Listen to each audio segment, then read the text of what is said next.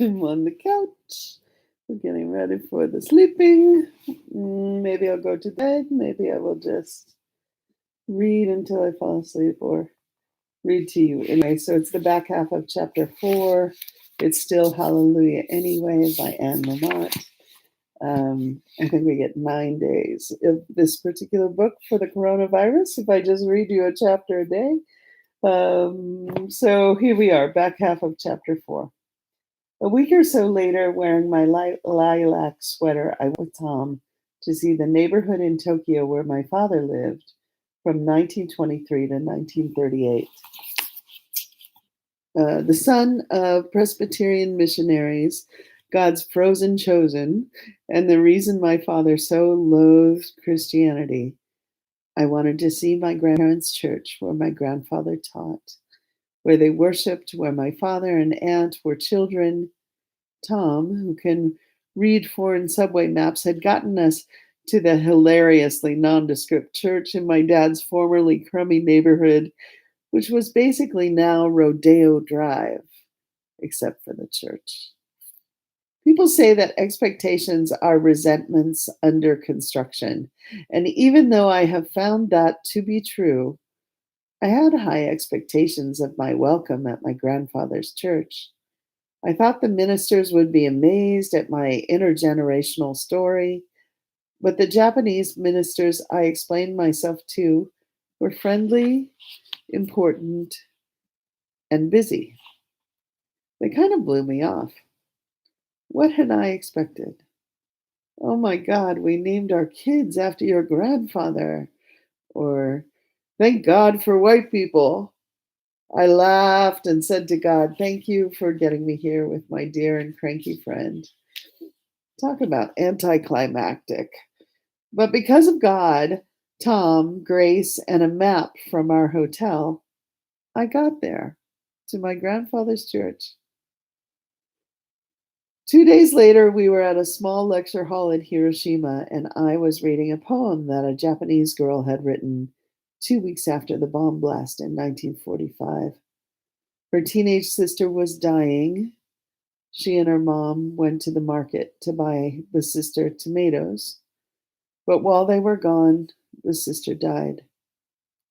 An ancient, very sweet survivor in a kimono had read the poem to a dozen of us guests at the end of her presentation, movie footage of the bombing and its aftermath. Then she bowed to us and flutteringly asked if one of us would read it to her and our group. I had no idea why, but because it was absurd and charming, when no one else volunteered, I did. She nodded encouragingly as I read, as if we were at a piano recital. It made as much sense as anything does here. Her polite inclusion is the gateway drug to mercy. We had taken the bullet train from Kyoto. Tom was even more cranky than usual because his feet and hands hurt, and he would not admit he was hungry. Also, it was a bit cold for people who had forgotten sweaters. I had a broken toe and a healthful snack of toasted soybeans and was wearing a walking boot, but trying not to mind my toe or Tom, although I felt put upon by his mood. I was pretty sure, as usual, that if he had done what I had the sense to do, snack, sweater, he could just snap out of it. Then we would have a rich and touching day at this most astonishing war memorial. Life would be better for almost everyone. What is so scary is that I live by this belief. Tom, who doesn't, was distant and quiet and watchful. Peace Memorial Park can do that to you. It was built in a field created by the explosion where once had been the center of a bustling city. Little boy, the bomb dropped on Hiroshima had been our best thinking at the time. Now drones are our best thinking, and Botox. You can't help thinking of drones when you see the Children's Peace Museum monument, as a statue of a girl holding a paper crane, which is surrounded by willows and ginkgo trees, the latter called bearers of hope, because 6 survived the blast and later bloomed.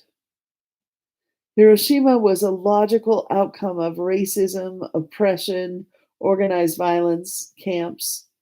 When it starts, there's no containing it. Just over a decade ago, we thought, oh, we'll have a nice war and all be home for Christmas. We won't have a single bad day and it will pay for itself. Then we couldn't stop it. I waited for Tom to catch up and we headed down the river. And there we saw something that shocked us into joy, full presence, into blown away. A dock full of Hawaiian folk singers in aloha regalia and leis, slack key guitarists, and small children, all singing to the people of Japan. These first Americans attacked by the Japanese had been welcomed by and were singing to the first people in the world whom Americans had bombed with a nuclear weapon. It stopped me. It gentled me. This is one meaning of meek, as in blessed are, gentled, like wild horses, in benevolent, experienced hands. 30 or so people, Western tourists and Japanese women and girls in kimonos, men in business suits and sweats, Asian youth in hip-hop gear, all stood gaping, immobilized. No pieces to move around our board games, no random bluster or grievance, just notes of a song and harmonies. My grandfather's church got me to the Hawaiian folk singers at the dock in Hiroshima. And the atomic bomb that we dropped there is probably the reason my father, who fought on Okinawa, lived. But there was not much life in Hiroshima when America was done. Afterward, we thoughtfully rebuilt Japan and fed her people because there was nothing left.